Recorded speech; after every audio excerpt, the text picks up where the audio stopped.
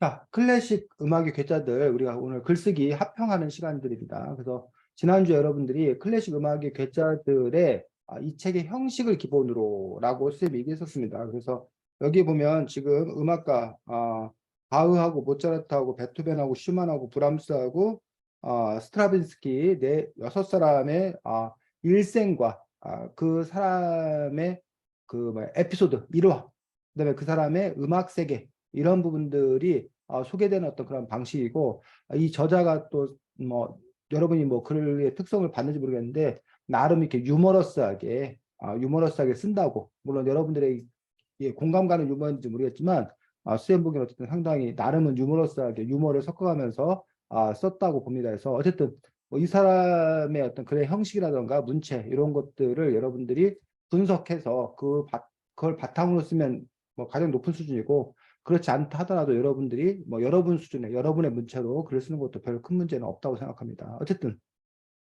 소개하고 싶은 음악가를 한 사람을 정했는가, 그다음에 그 사람에 대해서 여러분들이 조사를 충분히 잘 했는 건가. 근데 뭐 여러분이 조사를 어떻게 했는지 우리가 알 길이 없는 거지. 그럼 결국 나타난 글을 놓고 봤을 때 그 나타난 글에 우리가 그 음악가에 대한 새로운 정보, 그리고 그 음악가에 대해서 우리가 알 수 있는 건가, 뭐 이런 부분들이 이제 평가의 기준이 된다고 생각이 들고, 또 이제 그 글을 읽기가 우리가 좀 편한가, 그 글을 쉽게 흥미롭게 읽을 수 있는 건가, 그다음에 글 읽다 보니까 뭐 문단 구별이라던가 뭐 띄어쓰기라던가 문장 표현이라던가 이런 것들이 제대로 잘 되었는가, 이런 것들이 이제 평가의 기준이 될 수 있다라고 생각합니다. 그래서 먼저 지석이가 자기가 쓴 글들 발표를 쭉 할 거고, 그러면 나머지 사람들이 지석이 글에 대해서 좋은 점에 대해서는 칭찬을 아낌없이 해주면 되고, 또 이런 점은 좀 개선되었으면 좋겠다. 뭐 내가 이 글을 읽다가 이런 부분들이 좀 잘 이해가 되지 않는다, 또는 뭐 요거는 좀 이렇게 사실과 다르지 않나라는 부분들에 대해서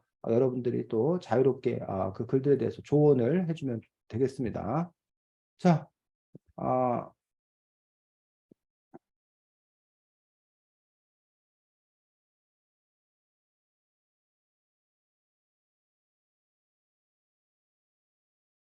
글들을 아주 다들 열심히 써서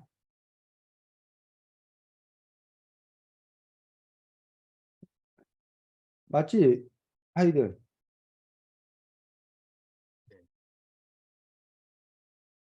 자, 지석이가 발표하겠습니다.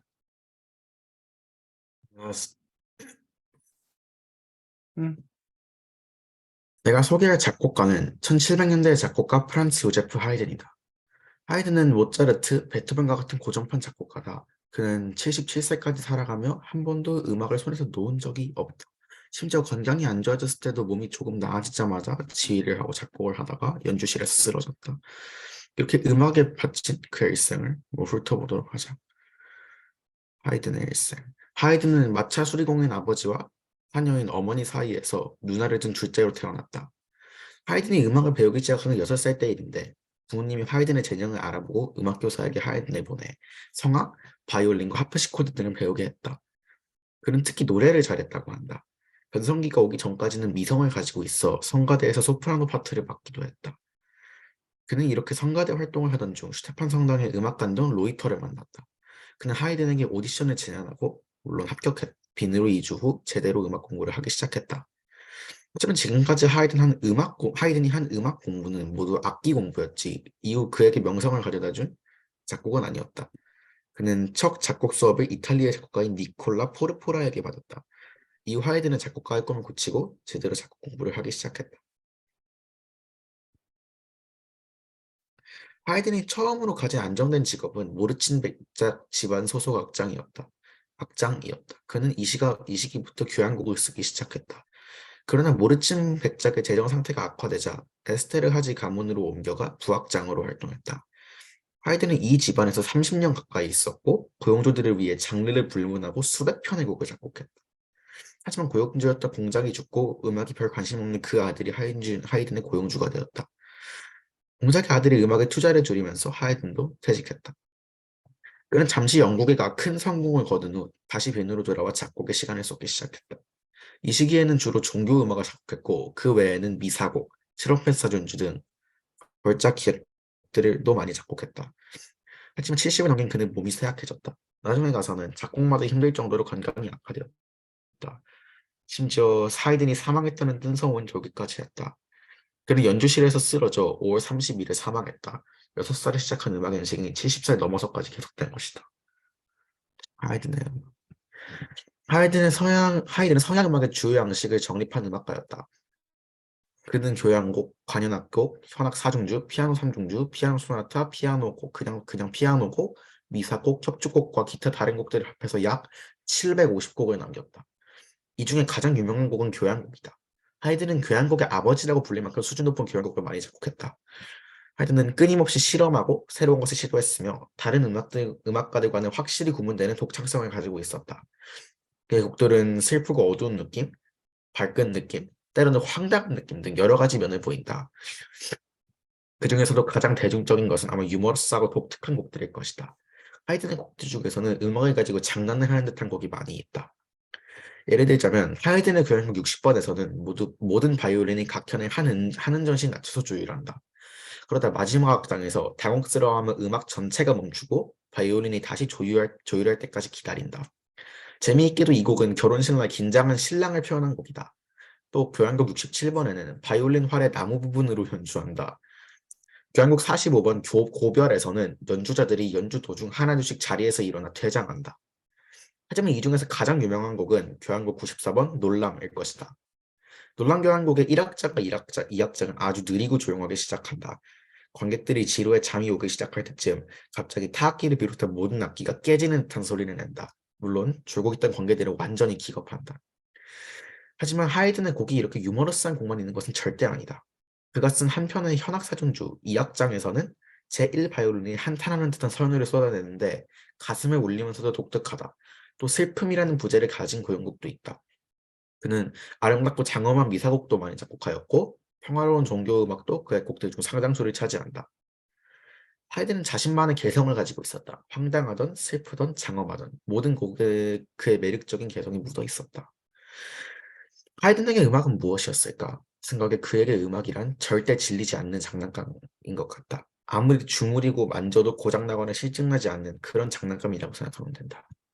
그리고 하이든은 그 장난감을 끊임없이 고치고 더 튼튼하게 만들기 위해 노력했다. 실제로 그는 교향곡의 기본 틀 등 어지럽게 널려있던 클래식 음악을 한데 모아 정리한 것이 하이든이다. 그의 업적은 클래식 음악의 역사에 길이 남을 것이고 그의 음악은 모두의 기억 속에 오래도록 남을 것이다. 네, 지석 원 수고했습니다. 우리 지석 2부터 지석 원이 쓴 글에 대해서 아까 말했듯이 하고 그 다음에 또 하도록 하겠습니다. 평이요? 쌤이 아까 말했던 그 잘한 점, 좋은 점에 대해서는 칭찬해주고 네가 이 글을 읽으면서 뭐 아쉬운 점, 빠진 점, 뭐 궁금한 점 있으면 그 부분에 대해서 또 이제 조언을 해주면 됩니다.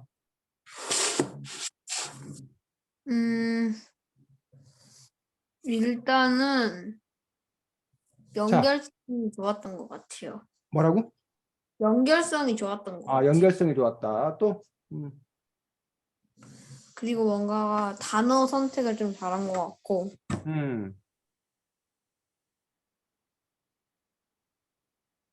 자, 선생님이 지석이하고 하진이가 처음 우리가 하는 걸 쓰니 깜빡 잊고 배려가 없었네. 우리 준이하고 지우가 먼저 하고 그리고 나서 이제 지석 투하고 하진이가 하도록 하겠습니다. 지우가 먼저 지석이 원 글에 대해서 얘기해 줄까? 일단 제가 생각하기에 많은 내용이 들어가 있어서 궁금함이 딱히 없었던 것 같기도 하고 그 이야기를 이렇게 다 있는 게 아니라 섹션별로 나눠서 해서 조금 더 편하게 읽을 수 있었던 것 같습니다. 그리고 되게 많이 조사를 했구나라는 생각을 바로 느끼게 할 수 있던 곡인 것 같은데, 제가 갑자기 생각났는데, 아까 놀람 고양국 나왔잖아요. 그 비하인드 스토리가 그 하이딘이 그 약간 고위층이 왕실 친구들이 그 노래를 듣잖아요. 그 사람들을 골탕 먹이기 위해서 놀람 고양국을 썼다고 하더라고요. 갑자기 놀라라고. 네, 그래서 그게 갑자기 생각났고, 어쨌든 정말 재밌게 잘 들었습니다. 저 음, PC 전원 연결하고 올게요. 그래. 준이. 일단은 그 지석이가 여기 그 곡들, 하이든의 곡들 다 설명해 주는데 그런 부분에서 되게 자세하게 설명해 주고 그리고 그런 곡들의 특성 그리고 그런 곡들을 진짜 한번 내가 들어보고 싶다 그다음에 진짜 듣고 있는 것처럼 세세하게 설명해 줘가지고 그런 부분이 좋았고 마지막에서 그 내 생각에는 그에게 음악이란 절대 진리지 않은 장난감이라는 이 표현이 너무 좋았던 것 같아요. 그러니까 이름 이 하이든의 음악을 장난감에 비유해가지고 더욱더 좀 그 이해가 잘 되게 그리고 좀 재미있는 표현을 써가지고 좋았던 것 같아요. 음, 수고했습니다. 하진이. 저 혹시 지석이 글에 대해서 평가. 그런 소감. 저는 아까 그 연결하고 와서 거의 못 들었는데. 그랬어. 알겠습니다. 자, 지석2가 사라졌어, 갑자기? 응. 자, 지석이가 지금 보면 글을 아주 잘 썼습니다. 지석이가 이 글을 쓰게 된 과정을 한번 얘기해 볼까? 어떤 과정을 통해서 이 글을 작성했는지? 제가 막 되게 되게 진지하고 막 그런 곡도 좋아하는데 이렇게 약간 장난치는 듯한 그런 곡도 되게 좋아해요. 하이든이 그런 거를 많이 접해서 하이든을 조사하게 됐고요. 음, 일단은 갑자기 나가졌어요. 그래. 제가 글을 좀 부드럽게 읽는 거를 잘 못해가지고 섹션별로 나눠서 썼어요. 하이든의 일생하고 하이든의 음악. 음, 그래서 하이든의 일생을 쓸 때는 조사를 거의 다 했고 하이든의 음악에 대해 쓸 땐 조사도 했는데 대부분 저의 그 약간 제가 알고 있던 것 그런 거를 좀 기반해서 썼습니다. 음, 제가 하이든에 대해서는 특히 좀 많이 알고 있어가지고 그래. 수고했습니다. 지석2 혹시 아까 할 얘기 더 있어, 추가적으로? 아니면 됐어? 지석2, 지석1 글에 대해서 할 얘기 더 있어? 말 꺼져 있어. 다 좋았던 것 같은데 그래.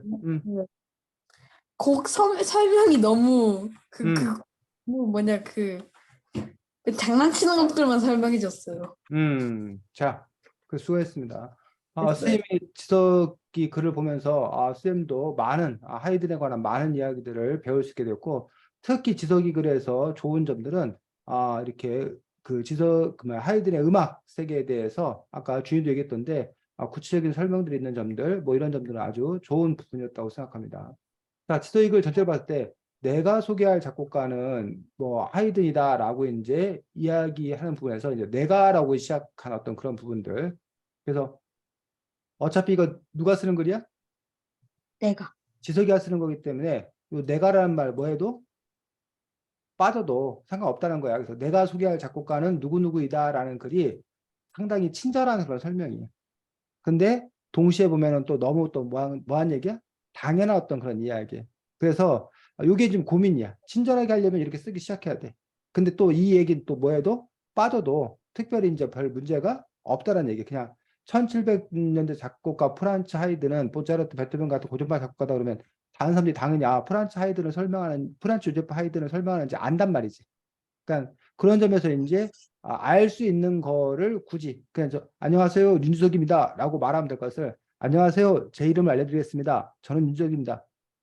그래서 제 이름을 알려드리겠습니다라고 말하는 것들이 이렇게 알려주는 거긴 하지만 그냥 윤주석입니다라고 하면 당연히 그걸 다른 사람들이 네 이름으로 알지 네 몸무게로 알지 않는다는 얘기야.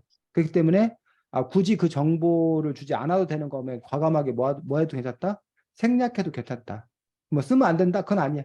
써도 되는데 생략할 때 오히려 더 깔끔할 수 있다라는 부분들을 얘기하고 싶고 이렇게 음악에 바친 그의 일생을 훑어보도록 하자라고 한 부분들도 상당히 뭐한 거야. 친절한 그런 부분들에서 이렇게 친절 모드로 가도 되고 이 친절 모드를 뭐해도 빼도 어차피 우리가 알 수 있기 때문에 빼도 된다는 것들에서 꼭 써야 된다는 강박관념이 없었으면 좋겠다는 거 한 가지 얘기하고 있습니다. 그 다음에 지금 보면 지석이가 쓰고 있는 부분이 요 이야기가 전체적으로 1700년대 태어나서 70세까지 이렇게 했다라는 요 얘기가 나중에 어디서 여기서 한 번 더 나오지. 그래서 이제 뭐 예를 들면 여기 글 전체의 그 뭐 하이라이트가 되는 부분들을 앞에서 썼다라고 볼 수는 있어.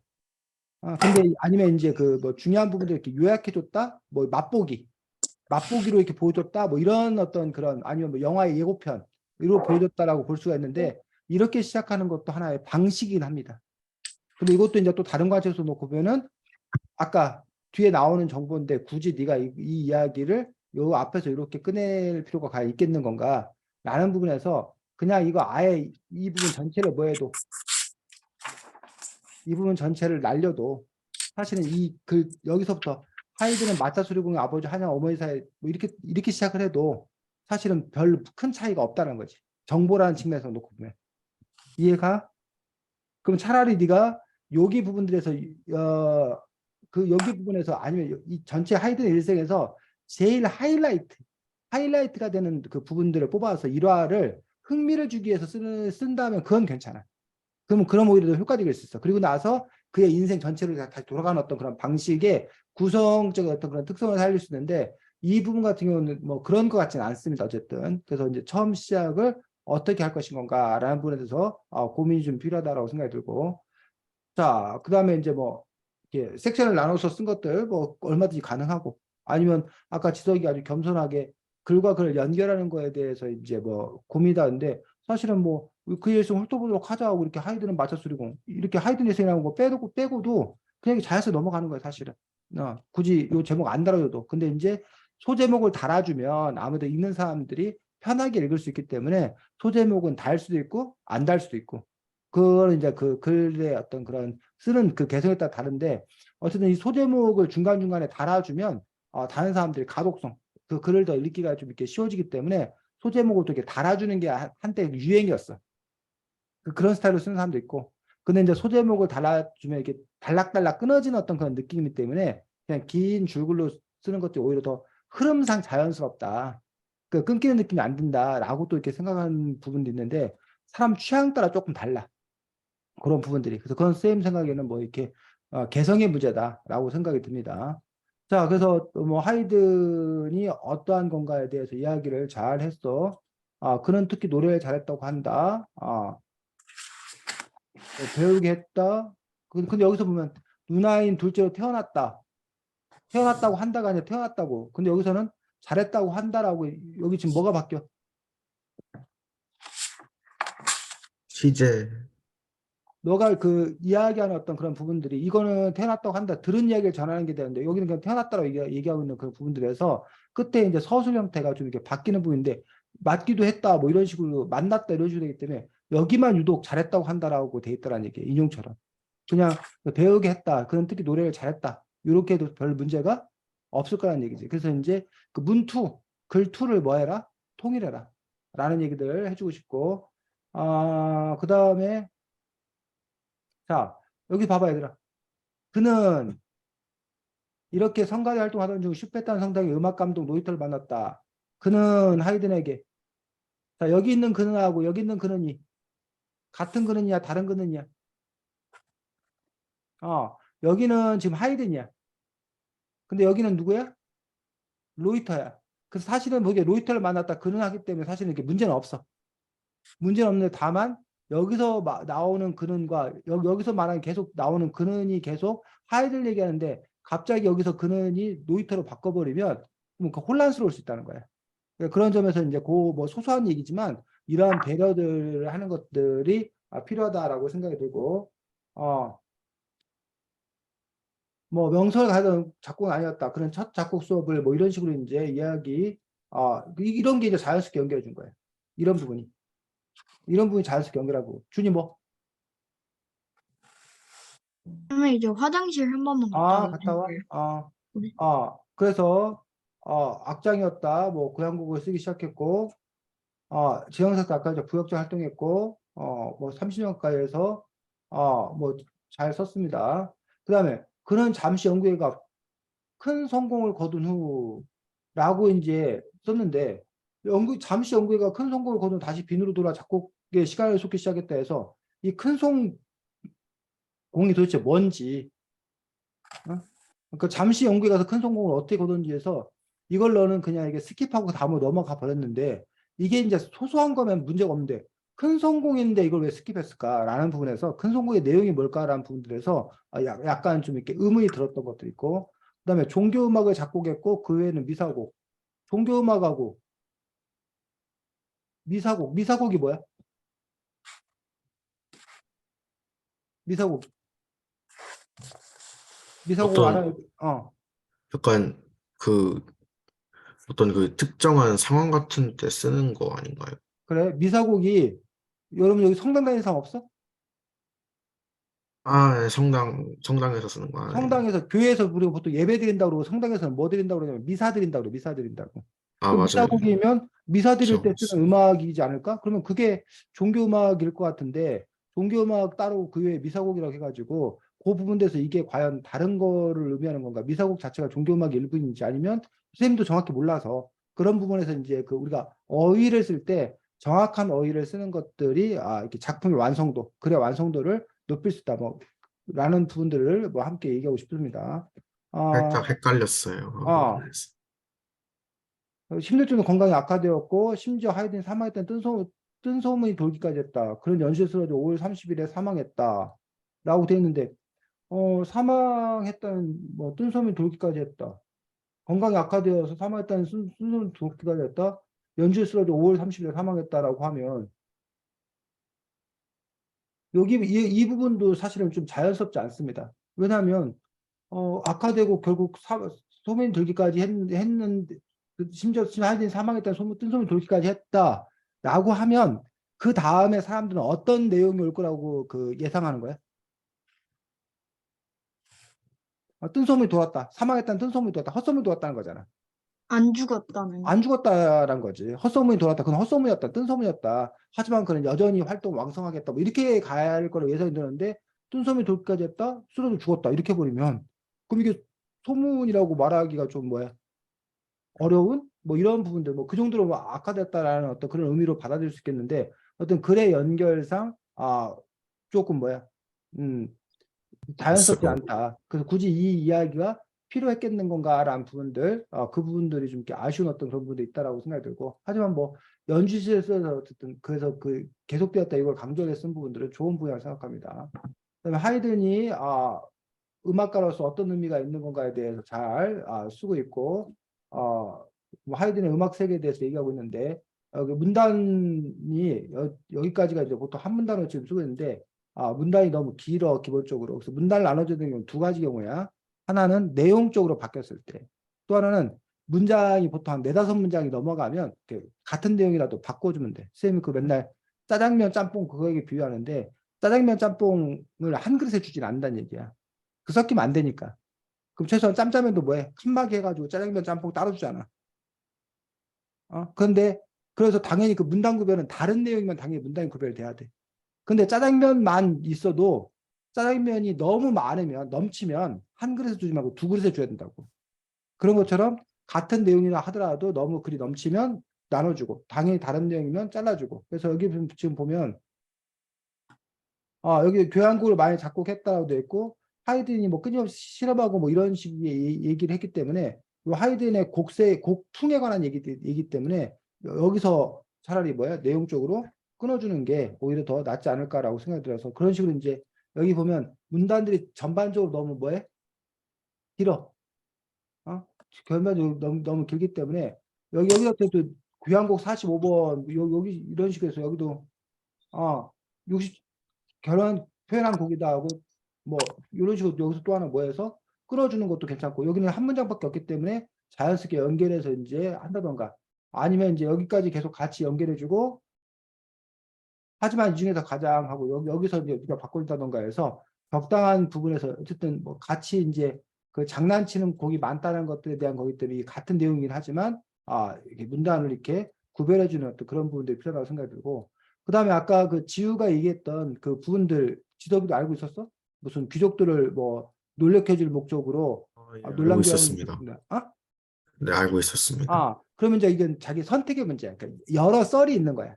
여러 썰 중에 이제 어떤 걸 자기가 뭐 할 거냐 채택할 건가라는 부분들에 대해서 여러분이 자료를 막 이렇게 찾다 보면은 여러 썰이 나온다는 얘기예요. 그래서 그 썰을 다 소개하는 방식도 있고 그 중에서 자기가 가장 유력하다고 생각하는 썰을 소개하는 어떤 그런 방식도 있고 해서 이제 그러면서 이제 그거에 따라서 글쓴이의 어떤 그런 취향들 이런 것들이 드러나는 겁니다. 네가 지금 아까 하지만 하이든의 곡이 이렇게 유머러스한 곡만 있는 것은 절대 아니다. 그것은 이런 부분이 사실 아까 지석이가 거짓말쟁이라는 걸 보여주는 거지. 지석이가 어떻게 연결해야 되는지 모르겠다라고 되어 있는데 이런 부분이 아주 그 앞의 내용과 뒤의 내용을 잘 연결한 부분들이야. 그래서 그냥 바로 가는 것이 아니라 아까 자기가 유머러스한 부분에서 지금 그 다른 슬픈 어떤 그런 부분으로 갈 때 이렇게 중간에 연결해주는 말을 쓰는 것들. 이거 아주 좋은 어떤 그런 부분들입니다. 자, 그다음에 하이든의 음악은 무엇이었을까 해서 아까 준이가 칭찬했던 부분에서 진리지 않는 장난감인 것 같다라고 이 내 생각이 진짜 지석이의 생각인 거야 아니면 이 평 역시 다른 누군가가 이렇게 평을 하는 게 있었던 거야 지석아? 이거 제 생각입니다. 그러면 상당히 그 지석이가 나 음악적 수준 높은 사람이야라고 이제 얘기하는 어떤 그런 부분들 이런 것들을 볼 수가 있습니다. 그래서 이렇게 자기 생각을 바탕으로 이렇게 쓰고 있는 것도 좋은 어떤 그런 부분들입니다. 역시 근데 이것도 이제 내 생각엔이란 말을 굳이 뭐 해도 안 써도 이거 어차피 지석이가 쓴 글이기 때문에 하이든의 음악은 무엇이었을까? 그에게 음악이란 절대 진리 아닌 장난감이다. 뭐 이런 식으로 이제 쓰고 우리가 이제 인 것 같다라고 써. 왜? 자신이 없거든. 그래서 인 것 같다라고 쓰는데 어차피 이거 네 주장이야. 그러니까 그냥 대범하게 장난감이다라고 그냥 써도 상관없어. 그래서 뭐뭐인 것 같다가 우리가 보통 불확실한 사실, 자신 없을 때 이런 표현을 쓰는데 뭐뭐인 것 같다를 원래 쓰는 경우는 미래의 사실에 대해서 불확실한 미래의 사실들. 즉 내일 비가 올 것 같다. 내일 비가 안 올 것 같다. 미래 예측에 대해서 알 수 없는 거야. 이런 데는 뭐뭐 같다라고 쓰는 게 좋아. 근데 누가 나를 때렸어. 근데 저 지금 기분 나쁜 것 같아요. 지가 기분 나쁜지 안 나쁜지를 그 불확실한 게 아니잖아. 저 기분 나빠요. 라고 명확하게 써야 되는 거야. 그래서 이거 지석이가 절대 진리지 않는 장난감이라고 네가 생각하는 거잖아. 물론 담이 아니라고 할 수 있지. 그러면 그럼 내가 잘못했다 이렇게 이러면 된다는 거야. 그래서 뭐뭐인 것 같다라는 어떤 그런 표현을 가급적이면 뭐 하지 않는다? 쓰지 않아야겠다, 여러분들이. 그 부분 주의하면 되고, 뭐 잘 썼습니다. 특히 이제 요 마지막 부분이 아주 그 지석이 글의 어떤 그 가장 좋은 부분들 중에 한 부분. 그래서 끝 마무리를 이렇게 이렇게 멋지게 이렇게 끝 마무리하고 있는 것 같아요. 인상 깊은 마무리라고 그러는데 그 부분들을 지석이가 아주 잘해주고 있는 것들을 볼 수가 있습니다. 자, 지석이 수고 많았습니다. 감사합니다. 자, 그 다음에 두 번째가 준이었나? 네, 선생님, 저 그런데, 그 선생님, 아까 그 문단 그걸 못했어요, 저도. 괜찮아. 자, 준이는 누구를 쓴 거야? 저는 핸델이요. 핸델 쓴 거고. 자, 아까 지석이 글에 대해서 다른 사람들이 합평했던 것처럼 준이가 쓴 글에 대해서 또 여러분들이 들어보고 합평하면 됩니다. 자, 문단 한 4단, 그 정도를 못했어요, 저. 그래. 해. 솔직히 말해서 나는 클래식 음악을 그렇게 좋아하지 않는다. 클래식 음악은 내 스타일과는 잘 맞지 않는 것 같고, 음이 매우 단조로워 듣다 보면 지루하다. 프리드리히 핸델의 곡을 듣기 전까지는 말이다. 핸델의 음악을 듣기 전과 후는 내 음악 가치관에서 매우 큰 변화를 주었다. 내가 지금 와서 핸델의 음악을 듣기 전에 생각해보면 나는 매우 많은 고정관념을 가지고 있었다는 생각이 든다. 내가 다양한 종류의 음악을 듣지 않아서일지 모르겠지만 난 지금까지는 음악은 그저 다양한 음들의 집합체라고 생각했다. 하지만 프리드리히 핸델의 곡들은 다양한 감정들, 그에 대한 핸델의 생각이 구체적으로 자유롭게 나에게 다가온다. 마치 내가 핸델만의 세상에 와서 실제로 보고 있는 것 같은 것이다. 하지만 핸델은 이와 같은 음악적 천재성을 지니고 있지만 또 한편으로는 불같은 성격의 소유자였다. 어릴 때는 핸델의 음악적 자존심이 매우 굳센 아이였다. 심지어 이 자존심 때문에 젖은 문 앞까지 갔다 온 적도 있었다. 그 일화를 알려주자면 먼저 싸움을 붙인 것은 상대 연주자이자 음악적 선배인 요한 마트존이었다. 요한 마트존이라는 핸델보다 4년 선배인 연주자가 공연을 하고 있었다. 근데 요한 마트존이 핸델이 작곡가가 요구한 템포를 지키지 않았다고 핸델을 자리에서 밀쳐내려고 했다. 하지만 핸델은 자신의 자리에서 나가지 않았고 그로 인해 난투극까지 벌어졌다. 결투가 점점 심해지고 마트존이 칼까지 꺼내들기 시작했다. 마트존이 점점 과격하게 칼을 휘두르다가 핸델의 가슴에 칼이 꽂혔다. 하지만 이 칼같이 핸델의 좋게 단추에 꽂힌 핸델은 겨우 목숨을 구할 수 있었다. 이와 같이 핸델이 자신이 정한 일은 절대로 포기하지 않는 불같은 성격의 소유자였던 것이다. 또한 이것만이 끝이 아니다. 핸델은 금전욕과 명예욕도 매우 높았던 사람 중 하나다. 핸델은 예전 야반도주 한 적이 있었는데 이런 그렇지만 금전욕과 명예욕은 그를 난관으로 몰아세우기도 했는데 그는 언제나 뛰어난 음악성으로 해결해 나갔다.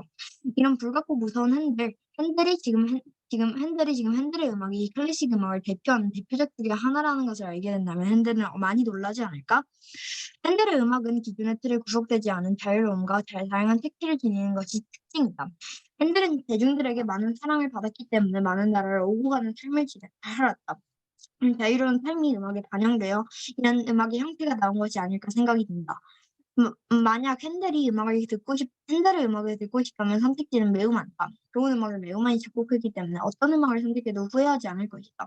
하지만 그중 내가 가장 추천하는 것은 메시아다.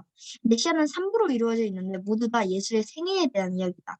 하지만 이 이야기는 저를 지루하지 않으면 당신에게 신성한 충격을 줄 것이다. 그렇기 때문에 난 프리드리히 핸델의 음악 중 이 음악을 가장 추천한다. 프리드리히 핸델은 바흐와 같이 바로크 시대의 양대 산맥이라고 불린다. 그래서 음악의 아버지라고 불리는 바흐와 대비되어 핸델은 음악의 어머니라고 불린다. 핸델은 그 정도로 뛰어난 음악을 작곡했던 사람이다. 핸델이 태어났을 때 아버지 나이는 매우 많았는데 그 나이가 75세였다. 그래서 아버지 게오르크의 전처와 핸델의 나이 차이는 무려 75살이나 났다. 하지만 그 나이 지긋한 핸델의 아버지는 핸델의 나이 13세에 돌아가시고 핸델은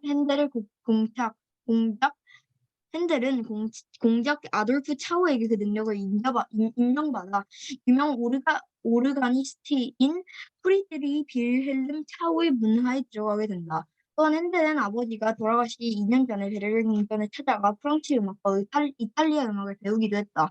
하지만 핸델은 음악을 그저 미랑거리에 불과하다고 생각하여 핸델의 아버지는 그저 미랑거리에 불과하다고 생각하여 음악을 좋아하는 핸델을 못마땅하게 여겼다. 오죽 그랬으면 유언으로 법학과에 들어가라고 했을까? 하지만 마음씨 착한 핸델은 아버지의 말을 고지고대로 듣고 법학과에 들어가게 된다. 하지만 자신의 음악적 편재성을 버릴 수 없었던 핸델은 자신의 적성에 맞게 음악가의 길을 걷게 된다.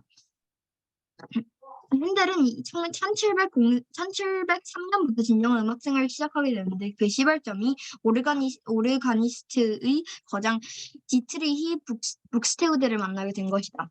북스테우데는 뛰어난 오르간 실력을 가지고 있었던 핸델의 능력을 매우 좋게 본 결과 자신의 교회 오르가니스트 자리를 물려주려고 했다. 하지만 이 자리를 받기 위해서는 북스테우드의 딸과 결혼을 해야만 했다. 하지만 자유로운 영혼을 가지고 있었던 핸델은 이 부탁을 받아들이지 못하게 된다. 하지만 우리 입장에서 보면 이 일이 더 좋은 일이다. 핸델이 이 제안을 받아들였다면 핸델이 위대하고 창의적인 곡을 듣지 못했을 거니까. 참고로 핸델이 뮤백을 떠난 2년 뒤 바흐도 이 제안을 받게 된다. 하지만 바흐 역시 핸델과 같은 선택을 하게 된다. 다시 본론으로 넘어와서 핸델은 뮤백을 떠난 후 세계적인 오페라의 중심지를 다니면서 많은 작곡가가 친해지기 시작하면서 알미라와 같은 오페라 작곡에 전념하게 된다. 또한 핸델은 다시 한번 오페라를 공부하기 위해 이탈리아로 떠나 로드리고로 음악가 핸델이라는 이름을 알리게 된다. 하지만 핸델의 자유로운 영혼은 아직 멈추지 않았다. 핸델은 이탈리아에서 하노버 현대외국의 선제우를 만나 영국의 왕실 악장이 되게 되고 오페라 리날도가 엄청나게 성공하게 되면서 아예 영국에 눌러앉기 시작한다. 또한 핸델은 영국에서 많은 명작들을 탄생시키기 시작하는데 대표적인 곡들만 뽑아두자면 테데움, 유빌라트 등등을 통해 영국뿐만 아니라 세계적으로 이름을 펼치게 된다.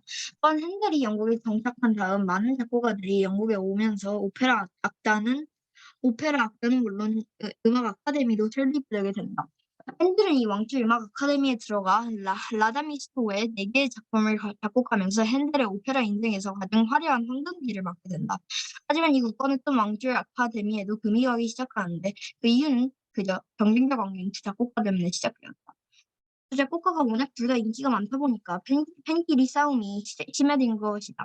그래서 팬 싸움이 심해지니 오페라는 도중에도 서로 눈을 흘기며 합도 잘 맞추지 않았다. 그래서 왕세자빈이 왔을 때도 오페라 도중에 팬들끼리 싸움이 붙어 말 그대로 아우스라장이 됐다. 그래서 파장이 커져 결국 왕실 아카데미는 중단되게 된다. 하지만 핸델은 포기하지 않고 2차 왕실 아카데미를 설립하게 된다. 프라마돈나로는 그 당시 핸델과 매우 많은 작품을 같이 한 안나 스트라다를 섭외하게 된다. 하지만 2차 음악 악단도 귀족극단에게 밀려 1734년에 막을 내리게 된다. 특히 영국에서 오페라의 인기가 식어가면서 핸델은 새로운 대안을 생각하게 된다. 바로 오라토리오다.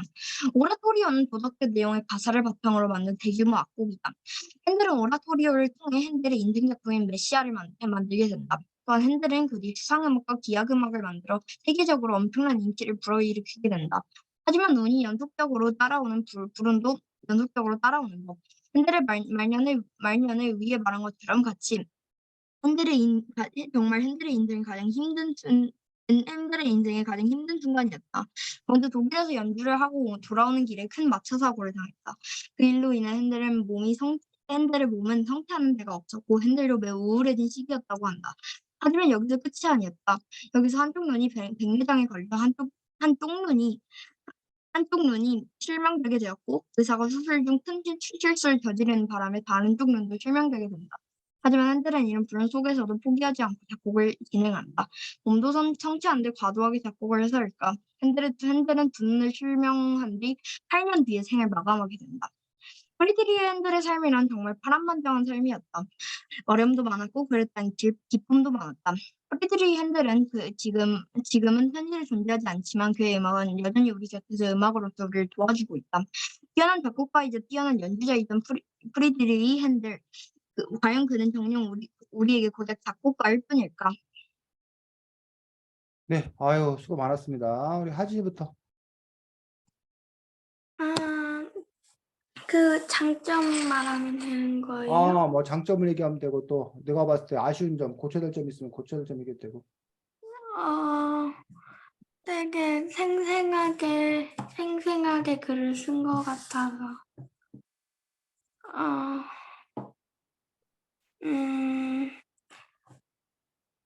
핸델에 대한 이야기를 생생하고 자세하게 쓴 것 같아서 좋았어요. 지금 일단 뭔가 핸들에 대한 백과사전 같았어요. 너무 많은 그 정보들이 한꺼번에 그냥 그 쓴 글에 딱 있는 느낌이어가지고 백과사전 같은 느낌도 있었는데 너무 많은 정보만 모여 있다 보니까 정리가 부드럽게 안 됐던 것 같아요. 그게 좀 아쉽고 그래도 자료 조사는 진짜 너무 열심히 했구나. 저거 하루 동안 했을 수 있을까라는 생각이 들었고 하나 더 얘기하자면은 앞 부분에 조금 아쉬웠던 게 나라는 말이 되게 많이 나왔던 것 같아요. 나는 막 그런 말이 조금 많이 나왔던 것 같아서 그거 빼면은 엄청 자세하고 멋진 글이었던 것 같습니다. 지석이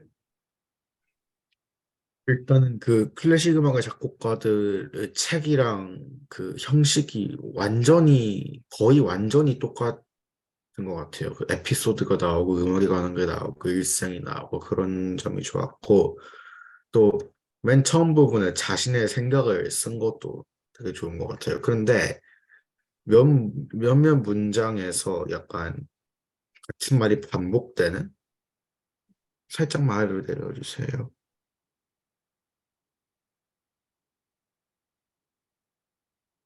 그래서 지금 핸델의 음악이 클래식 음악을 대표하는 대표작 중 하나라는 것을 알게 된다면 핸델은 많이 놀라지 않을까 여기서 대표 아닌 대표작에는 지금 핸델의 음악이 이런 식으로 반복되는 거 이런 거가 조금 있더라고요. 그래서 그런 점이 살짝 아쉬웠습니다. 다음 지석이 마이크 켜고 지석 2. 마이크를 껐네요, 네. 일단은 정보가 되게 많이 들어왔어요. 이게 좀 길다 보니까. 그래서 뭔가 그리고 연결도 괜찮았고 살짝 책이랑 비슷하게 써서 그런지 뭔가 더 친근한 느낌이 들었던 것 같아요. 자, 준이가 이글 작성 과정을 한번 얘기해볼까? 마이크 켜고 준이야.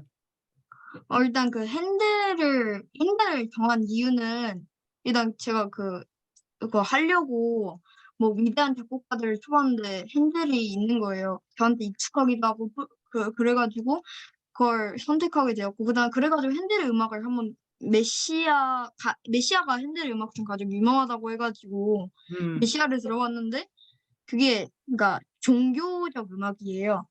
약간 예수의 생애에 대한 이야기인데 음, 이게 그러니까 제가 그러니까 약간 되게 약간 되게 그러니까 저한테 좀 저의 원래 음악적 특징에게 되게 신선하게 다가와가지고 음, 좋아가지고 핸델을 선택하게 되었고 음. 그리고 남은 그 책하고 비교해 보면서 책에 있는 형식을 많이 따라해 보려고 했던 것 같아요. 아, 그렇게 써나간 것 같아요. 그렇지. 준이가 아주 수고 많았습니다. 아까 뭐 준이가 미리 얘기한 대로 문단 구별을 별로 신경을 쓰지 못했다라고 하는 바람에 이제 우리가 글이 이렇게 있으니까 이제 문단 구별이 안 되니까 좀 이렇게 답답한 느낌이 드는 것들이 사실입니다. 그래서 문단 구별을 딱딱 해줘야 그나마 좀 이렇게 한숨 돌린다고 해야 되나? 숨쉴 구멍이 좀 이렇게 있는 그런 효과들이 또 있습니다. 내용적으로 구분해 주는 것뿐만 아니라 보기에도 좀 이렇게 편안한 그런 부분들이 있다는 거 참고해 주면 되고, 그다음에 이제 뭐 이 글의 형식에 따라서이기도 하고 이제 내 스타일, 내가 지금 그래서 나를 이렇게 부각시키는 어떤 그런 부분들인데, 특히 이제 그 준이 같은 경우는 음악을 듣기 전에 고정관념을 갖고 있었는데 이 음악을 들으면서 이제 뭐 바뀌었다 뭐 이런 식으로 이제 진행이 되기 때문에 자신을 이렇게 드러내서 글을 쓰는 경우도 있다라는 얘기. 그리고 글을 쓸 때 꼭 자신을 드러내지 아니하고 그 조사를 통해서 그냥 일반적으로 쓰는 경우도 있어. 그래서 그 글의 형태가 나를 드러내어서 내 경험을 바탕으로 쓰게 되면 좋은 점이 더 진솔하게 느껴지고 더 친밀감이 느껴진다는 좋은 점을 갖고 있어. 근데 이제 그렇게 쓰는 거에 나쁜 점은 비공식적이 돼.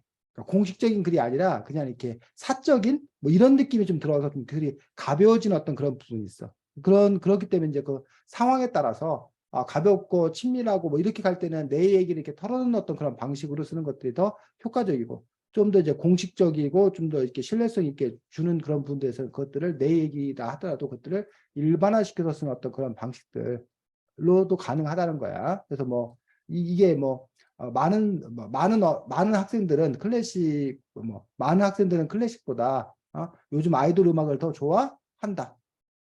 뭐 대부분 아이들이 뭐 클래식 음악을 요즘 스타일과 맞지 않는다고 생각한다. 하지만 그들이 핸델의 메시아를 들어봤다면 전혀 다르게 이야기할 것이다. 이게 준이 얘기인데 지금 쓰는 스타일을 준이 개인의 얘기를 쓰지 않고 쌤이 뭐야? 일반화시켜서 썼잖아.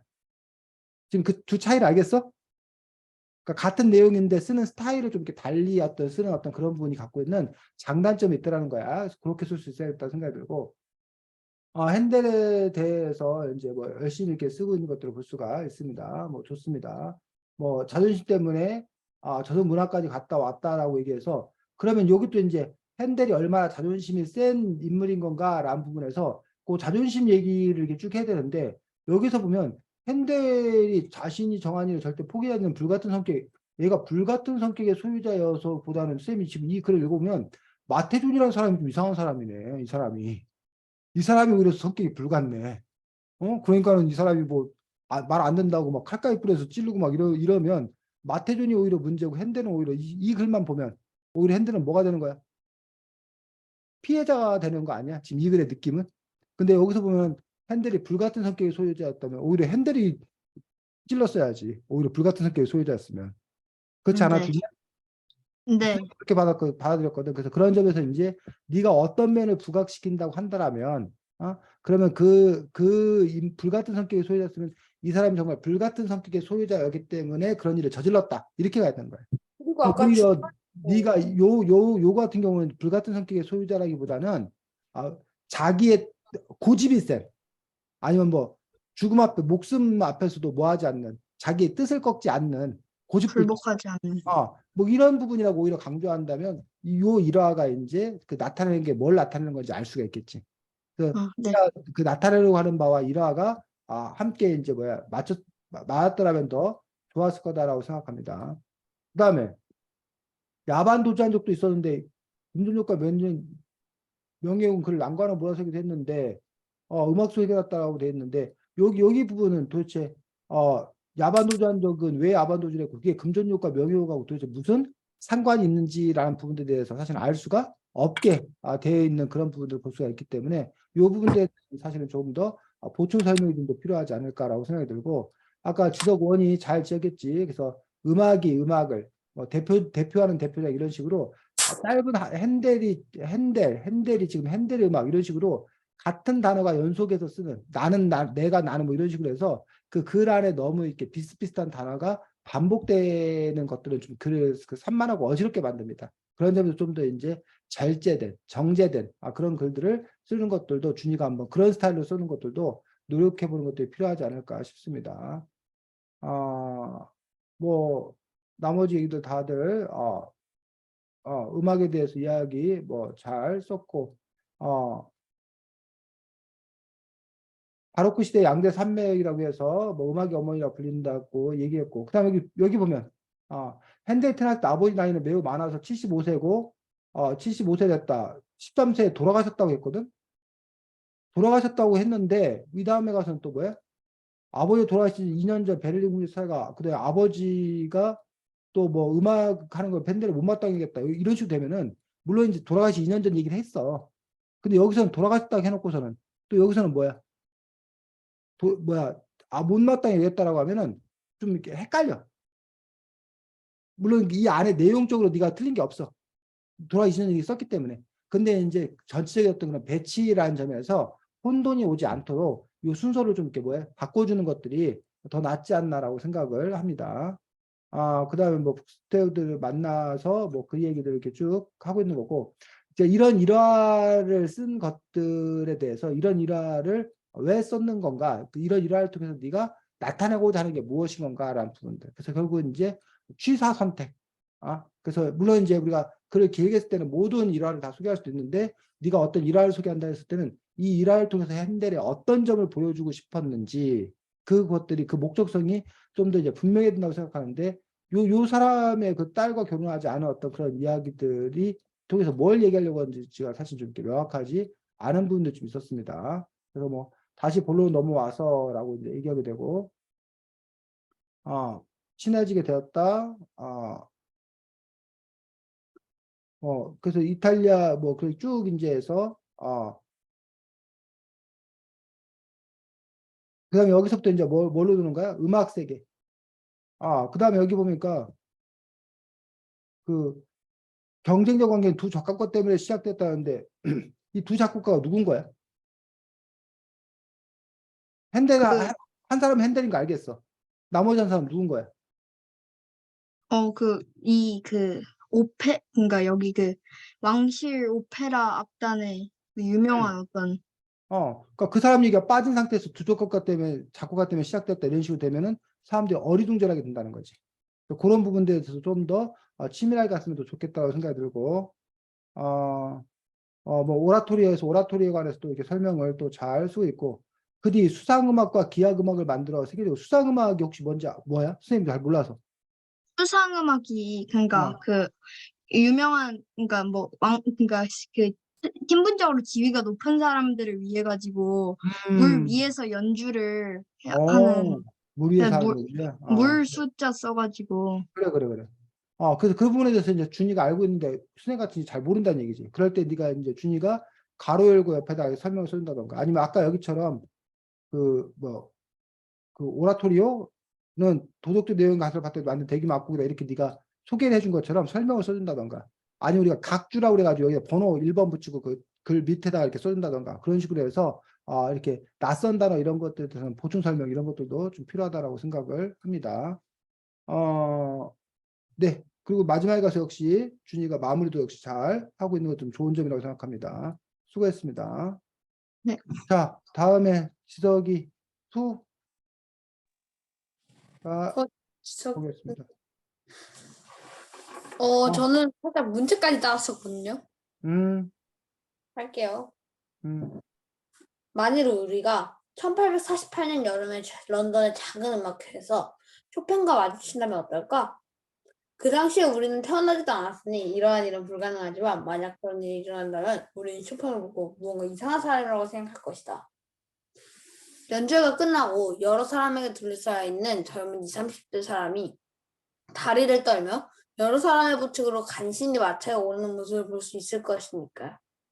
다시 말해 혼자 힘으로 움직이기 힘든 건강이 매우 악화되었다는 것이다. 그렇게 그는 간신히 마차에 타고 여러 공상을 하고 같이 마차를 탄 사람들과 대화를 하고 가끔은 갑자기 눈물을 흘릴 것이다. 왜냐하면 그는 지나치게 감수성이 풍부했으니까.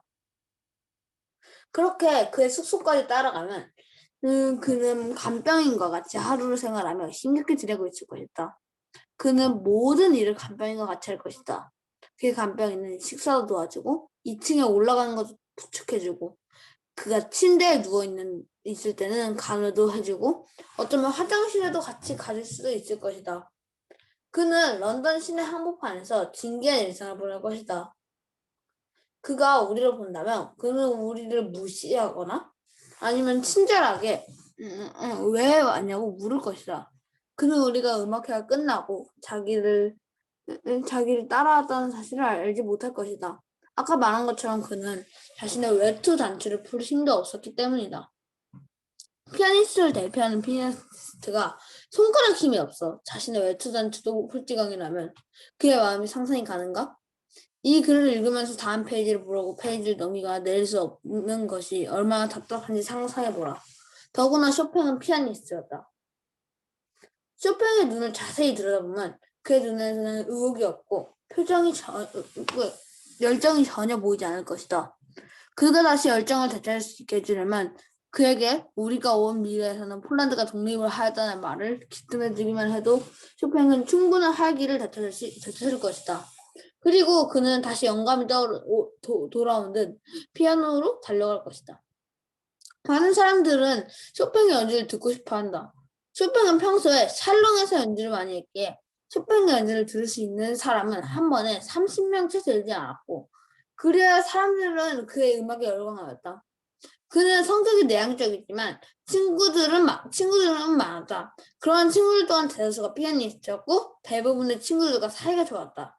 쇼팽은 여러 음악가들과 다행히도 귀족과의 관계는 좋았다. 그 이유는 그 또한 귀족이고 그는 화를 잘 타는 성격이었고 샬롱에 온 사람들도 화를 내는 경우가 드물었기 때문이다. 쇼팽은 참을성이 대단했다. 쇼팽이 유명해지기 전에는 그가 귀족들 앞에서 연주를 하였을 때 쇼팽이 어두운 방에서 연주를 하고 다른 귀족들은 옆방에서 쇼팽의 음악을 전혀 신경 쓰지 않고 춤을 추며 잔치를 벌이 수모도 겪었지만 쇼팽의 특유의 내향적인 성격 탓에 뭐라 항의하지 못하고도 돌아가 버렸다. 쇼팽의 음악은 뛰어났지만 그 내향적인 성격과 무대 공부 등에 의해 세상에 이름을 알리지 못했다. 한편 그의 친한 친구이며 동시에 유명한 피아니스트인 리스트는 쇼팽의 재능을 세상에 몰라주는 것이 억울하여 음악회를 연다. 음악회에서 리스트는 촛불을 끄고 연주를 해보겠다고 하며 아무도 연주자를 볼 수 없도록 한 뒤 자기 자신 말고 쇼팽을 연주자로 투입시켜 연주한다. 그렇게 연주가 끝나고 쇼팽은 세계적으로 이름을 떨칠 수 있게 되었다. 우리는 그의 음악을 들으며 그의 많은 음악이 대단하다고 생각한다. 그는 이 많은 음악을 쓰며 이렇게 말했다. 예술은 제한된 수단 속에서 무한하다. 피아니스트에게 손가락은 너무나도 중요한 존재이다. 그러한 손가락이 불편하고 몸 또한 불편했던 쇼팽은 계속 연주를 하며 굴복하지 않았다. 그는 몸이 아무리 좋지 않아도 피아노를 쳤다. 그의 끈기는 대단하고 오래오래 사랑받을 만하다. 쇼팽의 음악. 쇼팽은 웅장하고 부드럽고 잔잔하다. 쇼팽은 음악 또한 자신의 성격과 닮았다. 그의 곡 중에서는 강렬하고 열정적이며 웅장한 곡도 있지만 그 반대로 사람을 걷는 것 같고 꾀꼬리 소리가 나는 것도 있다. 그리고 그 두 가지를 전부 합쳐놓은 노래 또한 존재한다. 그의 많은 작품은 멜로디컬하고 소박함과 동시에 웅장함을 느낄 수가 있다. 그래야 그는 피아노의 시인이라고 불린다. 그는 보통 음악을 작곡할 때 대개 자신이 느껴지는 대로 피아노를 치기 시작했다. 마치 시인처럼 말이다. 그렇게 자신이 친 피아노 곡을 옮겨 적는 형식으로 음악을 200곡 가까이 작곡했다. 무엇을 들어야 할까? 나는 우선 당신이 신나는 곡을 듣고 싶다면 쇼팽의 곡 중 대표적인 빗방울 사실 이거 잠시 연주곡이 아니라 전주곡이에요. 빗방울 전주곡을 추천한다. 이 곡은 경쾌하며 라플렛이 자신의 안에 라플렛이 빗방울이 튀기는 소리와 비슷하게 들리는 음악으로 쇼팽이 자신의 안에 상대가 죽은 줄 알고 연주한 곡으로 내가 지금 이 글을 쓰면 읽고 있는 음악이기도 하다. 네, 듣고 있는 음악이기도 하다. 아니면 웅장한 음악을 듣고 싶으면 혁명 에티드나 녹타도 1.48을 들어도 좋다. 이 두 음악 또한 전의 음악과 비교해도 손색이 없을 정도로 웅장하다. 혁명 에티드는 연습곡임에도 불구하고 슬프고 건반을 세게 쳐 웅장한 느낌을 표현하는 것이 폴란드가 혁명을 실패한 그 당시 상황과 비슷한 느낌을 준다. 그리고 녹턴 오피 4.48은 녹턴 오피 2.9와 녹턴 오피 27에 비해서 더욱더 웅장하고 감성적인 느낌이 많이 들어가는 곡이다. 아니면 쇼팽의 발라드를 듣는 것도 좋은 선택일 것이다. 만일 당신이 쇼팽 발라드를 듣는다면 발라드 5.51을 듣는 것을 추천한다. 이 곡은 발라드 중 상대적으로 나중에 나온 곡이고 높은 예술성을 지녔다는 명곡으로 처음에는 포근한 느낌을 주는 발라드이며 중반부에 들어가면 빨라지며 비극적인 코다까지 도달하는 동안 이곳저곳에서 다 여행한 느낌을 들게 만들어주는 곡이다. 쇼팽의 곡들은 잔잔하고 소박하게 사람의 마음을 울리는 힘이 있는 것 같다. 이런 쇼팽과 친구가 된다면 쇼팽은 오랫동안 당신의 앞에서 훌륭한 연주를 보여줄 것이다. 쇼팽의 생애. 쇼팽은 1810년 3월 1일에 프랑스인 아버지 니콜라 쇼팽과 폴란드 귀족의 딸이었던 어머니 테클라 유스티나 크시다노프스카 사이에서 1년3년 중 둘째로 태어났다. 쇼팽은 어려서부터 피아노에 대단한 재능이 있었다. 그는 어려서부터 피아노를 치는 누나의 손모양을 따라치거나 악보를 변형할 수 있었고 이 재능을 알아본 부모님은 보이치에의 집은이를 스승으로 삼아 피아노 연습을 하게 도왔다. 그리고 쇼팽은 무려 7살 때 작곡을 8살 때는 귀족 앞에서 공개 연주를 할 수 있을 정도였다. 그래야 제2의 모차르트라 부르면 폴란드에서 명성을 떨쳤고 1825년에는 러시아 황제 앞에서 피아노를 독주하기도 했다. 정말 대단하지 않는가? 그런 쇼팽은 바르샤바 음악원을 졸업하고 1829년에 극심해지는 나라 정치 속에 몸을 사려 빈으로 가버린다. 1830년에도 또한 또 다시 몸을 사려 빈으로 간 그는 폴란드 혁명이 실패했다는 얘기를 듣고 절망했다. 맞아? 에티드 혁명을 작곡한다. 에티드 혁명은 쇼팽의 곡이라기엔 더없이 웅장하다. 쇼팽은 고민 끝에 다시 파리로 떠나고 1831년 그곳에서 프란츠 리스트를 만난다. 그와의 첫 만남은 좋지 않았다. 쇼팽이 피아노를 치다가 어디를 다녀오고 다시 와보니 자신의 악보를 리스트가 엉망으로 치고 있어 화내는 것이 첫 만남이었다. 그렇게 화내는 쇼팽은 자신이 악보를 치는 것을 보여주고 쇼팽의 음악에 감동한 리스트는 쇼팽과 인연을 맺게 된다. 그 뒤 쇼팽은 휴가를 다녀오고 예술가들의 모임에서 조르드상들을 만난다. 조르드상은 여자 소설가로 남자와 여자는 평등함으로 다시 남장을 하고 다녀도 된다 생각하여 남장을 하고 다녔고 그와 반대로 그 시대 오차를 중요하게 여기는 쇼팽은 상대와 초면에 싸우게 된다. 하지만 그 뒤 쇼팽은 상대에게 마음을 가게 되었고 결국 그 둘은 연인이 된다. 쇼팽은 상대와 사귀고 얼마 뒤 쇼팽의 건강이 또다시 악화되자 1838년 12월 둘은 지중해 마요르카 섬으로 요양을 간다. 하지만 1년 내내 따뜻한 마요르카 섬이 하무튼이면 쇼팽과 상대가 그때 맹식을 찾아왔다. 그들은 한 오두막집에서 요양을 하고 있었는데 오두막집 또한 추위를 제대로 막아주지 못하고 설상가상으로 상대가 마차 사고까지 당한다. 하지만 이런 악화 때 빗방울 전주곡이라는 명곡이 탄생했다. 정말 놀라운 일이다. 그들은 결국 좋지 않은 숙소와 추위에 버티지 못하고 이듬해 1839년 상대의 고향인 프랑스의 요양을 옮겼다. 상드는 한 달만 그곳을 지냈으면 죽었을 것이라고 말할 정도로 마요르카 섬의 상황이 안 좋았었다. 이렇게 여러 곳을 요양한 끝에 쇼팽과 상드는 안정을 되찾았고 그들은 노안과 파리를 오가면서 서로의 활동을 계속한다. 하지만 쇼팽이 병에 의해 성격이 신경질적으로 변하고 그와 동시에 계속 쇼팽을 간호하는 것이 답답한 상드는 서로 부부싸움을 하게 된다. 그리고 결정적인 사건에 의해 이 두 사람의 사이는 완전히 틀어지고 만다. 상대에게는 과거 전 남편에게 낳은 딸이 있었다. 그 딸 솔랑주는 조각가인 장바티스트 오기스트 클레쟁제르와 결혼하였다. 하지만 그들은 결혼 초기 놀러 다니며 거액의 돈을 탕진하고 빚까지 진다. 그럼에도 그들은 뻔뻔한 상대에게 돈을 달라 요구하고 거라고 또 행패까지 부린다. 하지만 상대는 당당하게 거절하고 그들과 싸움도 벌인다.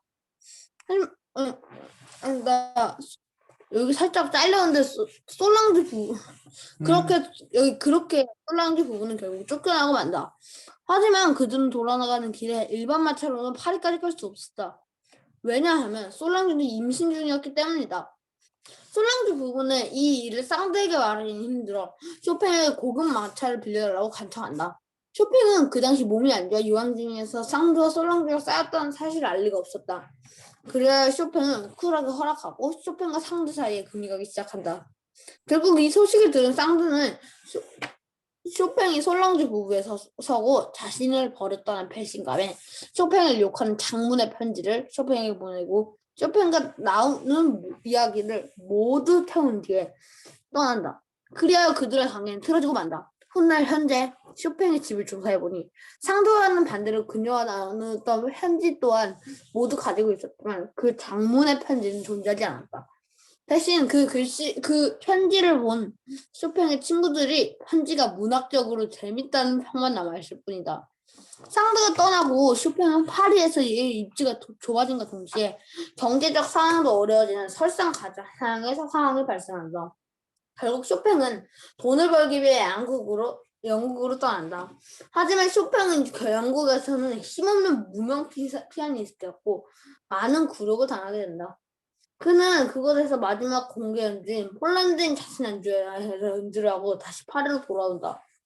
파리로 돌아온 그는 건강이 매우 악화되어 손가락 힘이 없고 음악과 관련된 생각을 하기도 힘들어진다.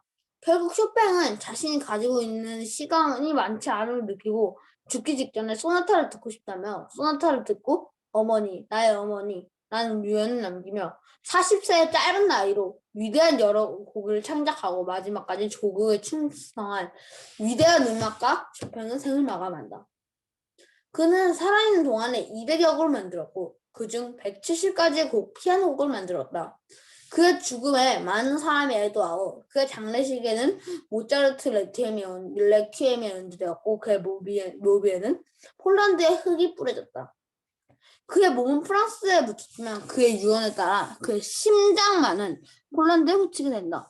고국에 충성하여 심장만이 그곳에 남은 프레데리크 쇼팽은 쇼팽은 피아니스트, 음악가, 평론가들 사이에서 역사의 한 획을 그은 사람으로 오래오래 그의 명곡은 도시 곳곳에서 끊임없이 연주되고 들을 수 있을 것이다. 네, 수고했습니다. 지석원. 일단 되게 전체적으로 정리가 잘 된 글이라고 생각하고요. 정말로 이 클래식 음악의 객재들의 그 형식하고 문체를 정말 따라한 것 같은 느낌이 들었어요. 그리고 제가 혁명 에뛰드 지금 치고 있는데 이게 폴란드가 혁명이 실패해서 만들어진 곡이라는 걸 이번에 처음 알았습니다. 준이. 이거 일단은 되게 다 연결성이 좋고, 그래가지고 일단 되게 좋았는데, 그 중간에 보면, 상대의 이야기가 되게 많이 나오잖아요. 근데, 쇼팽의 이야기니까 상대 이야기를 이렇게 엄청나게 많이 넣기보다는 아까 아래 맨 마지막에 보면 그 170가지의 피아노 곡을 만들었다고 하는데 뭐 그 피아노 곡을 만든 뭐 일화나 아니면 이런 것에 대한 좀 더 쇼팽에 대한 자세한 사실을 알려줬으면 좋겠다고 생각이 들었습니다. 하진이.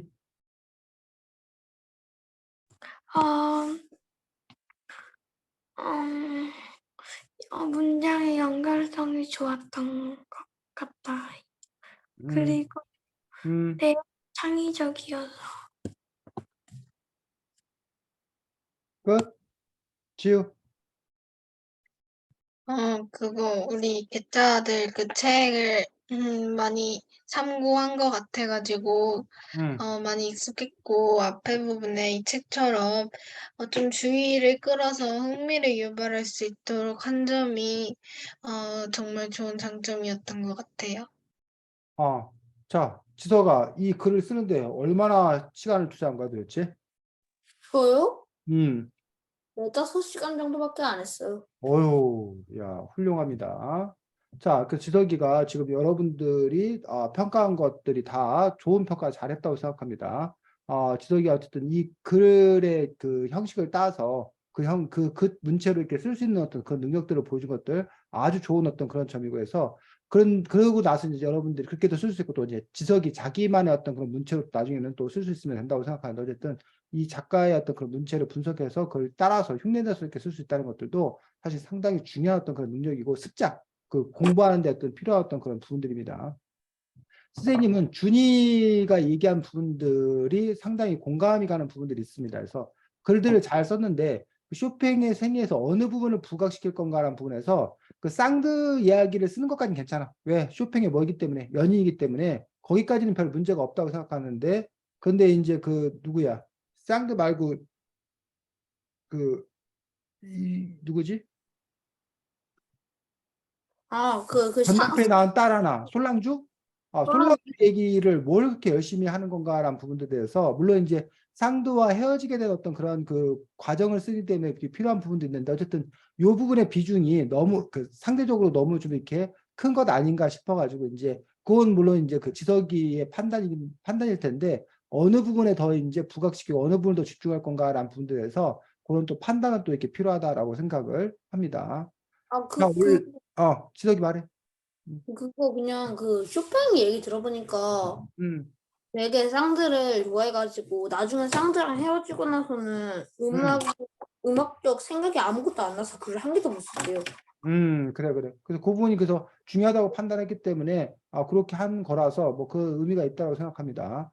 자, 원래 우리 하진이 글을 봐야 되는데 하진아, 선생님이 그 시간이 지금 우리가 54분이 돼가지고 하진이 글을 우리가 다음 주에 우리 같이 보자 하진아. 그래서 우리 원래 다음 주 그 해야 될 것들을 못했기 책 하기 전에 하진이 글을 보고 나서 그리고 나서 우리가 책 보는 걸로 그렇게 하도록 하겠습니다. 그리고 우리 선생님이 이런 일이 있을 것 같아가지고 시간을 좀 당겨서 30분에 시작하도록 했던 거예요. 이해가 얘들아 무슨 말인지? 그때 네. 지난주에 30분에 해도 다 시간 괜찮다고 했는데 혹시 안 되는 사람 있어? 그러니까 오늘 잠깐 잊은 거야? 네. 지우도 괜찮아? 그럼 다음 주에는 30분에 보도록 하고 다음 주에는 다이어트 학교라는 책인데 그 책은 소설책이에요. 소설책. 청소년 소설책이어서 여러분들이 뭐 쉽게 잘 읽을 수 있을 거라고 생각합니다. 그래서 다음 주에 그 하진이 글 보고 지우 글 쓸 수 있으면 지우 글도 같이 보고 아니면 뭐 지우도 판단해서 하고 해서 하진이 글 보고 그리고 그다음 그 다이어트 학교 이야기 하도록 하겠고 다음 주 시작은 6시 30분에 하도록 하겠습니다. 네. 오늘 아주 글 쓰느라고 아주 고생 많았고 다음 주에 또 반갑게 보겠습니다. 수고 많았습니다. 안녕. 안녕히 계세요. 그래. 안녕히 계세요.